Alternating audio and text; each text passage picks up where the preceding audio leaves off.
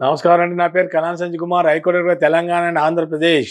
నేను చెప్పబోయే మూడో ప్రశ్నకి జవాబు గుర్తుపెట్టుకోండి. ఎవరైనా రియల్ ఎస్టేట్లో రైతులు వాళ్ళు కష్టపడి కొనుక్కున్న భూములు దయచేసి ఎవరైనా కొనుక్కుంటే గనక వ్యాపారులు వాళ్ళకి ఇవ్వాల్సిన అమౌంట్ ప్రాపర్గా ఇవ్వండి.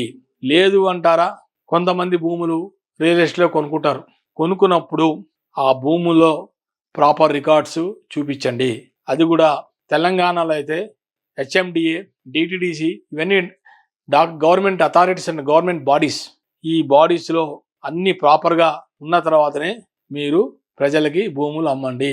రియల్ ఎస్టేట్లో కొన్ని మోసాలు కూడా జరుగుతున్నాయి. అది ఏం చేస్తున్నారంటే కొంతమంది భూములు ఫుల్ ట్యాంక్ లెవెల్ అని చెప్పి చెరువుల మధ్య 30 మీటర్ల చెరువులో దగ్గరే వాటిని మట్టి కప్పేసి భూములు అమ్మేస్తున్నారు. ఆ తర్వాత ప్రజలకి తెలియక ఆ భూములు కొనుక్కొని చాలామంది రోడ్డు మీద పట్టం ఈ మధ్య కాలంలో టీవీలో కూడా చూసాము.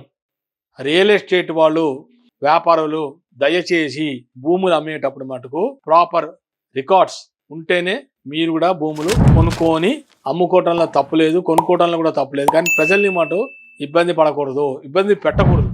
ఈ మధ్య కాలంలో 2025లో ఫిబ్రవరిలో ఆ ప్రాంతంలో ప్రభుత్వం ఒక కొత్త ప్రాజెక్ట్ లాగా తీసుకొచ్చింది హైడ్రా ఏంటంటే ప్రభుత్వ భూములులో గనక ఎవరన్నా కట్టుకుంటే వెంటనే తక్షణమే ఇక్కడ మనకి తెలంగాణలో కమిషనర్ రంగనాథన్ గారు, ఆయన చైర్మన్, ఆయనకి బాధ్యతలు అప్పచెప్పింది మన తెలంగాణ ప్రభుత్వం సీఎం గారు రేవంత్ రెడ్డి గారు. చాలా స్ట్రిక్ట్ గా పొమ్మన్నాడు. ఆయన ఒకటే మాట ఇంకా నా దాకా రావద్దు, ప్లీజ్ గో హెడ్ అన్నాడు.